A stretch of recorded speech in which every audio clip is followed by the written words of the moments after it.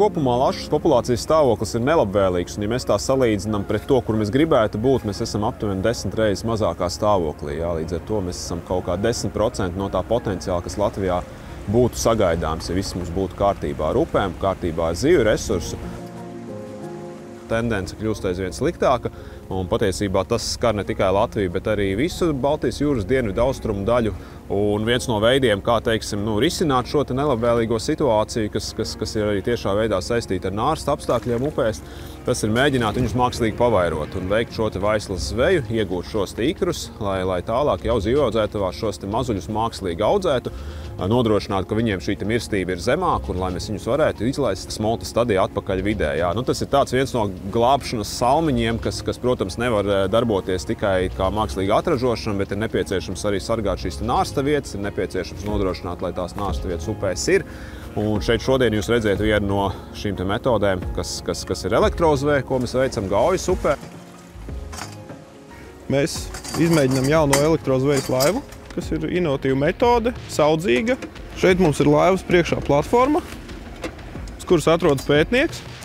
Te ir anods, katods, un nospiežot šo pedāli noslēdzās elektriskais lauks, kas apdullina zivis. Nav tā, ka zivis tiek nogalināts, zivīm nedaudz tiek sarauti muskuļi, sasprindzināti, un tajā brīdī zivs uzpeld un ļauj pētniekam viņu iesmelt. Pēc tam zivs nonāk šeit, ūdenī, kur atgūstās no elektrošoka. Ūdens ir apskābekļots ar skābekli.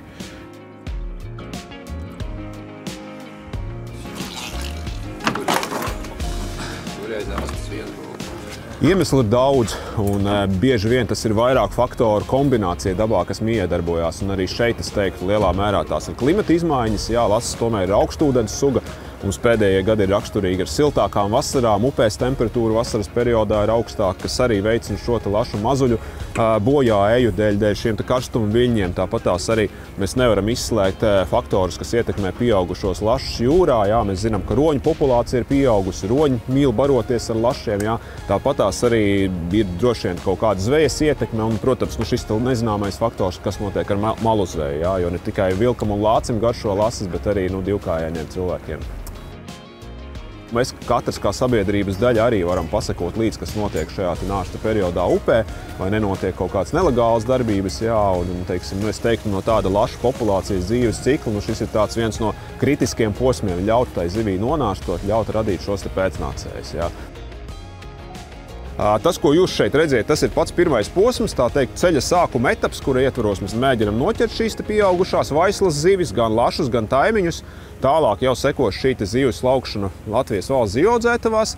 Tālāk sekos darbietilpīgs darbs šos ikrus inkubēt, nodrošināt, ka mazuļi izšķiļās pietiekami lielā skaitā. Un tālāk jau tās ir rūpes par šiem mazuļiem, kur ir teju 2 gadu garumā ir jārūpējās, jāaudzē, viņi jāpiebaro. Un visbeidzot, tas fināla posms ir laimīga mazuļu izlaišana upju lejtecēs.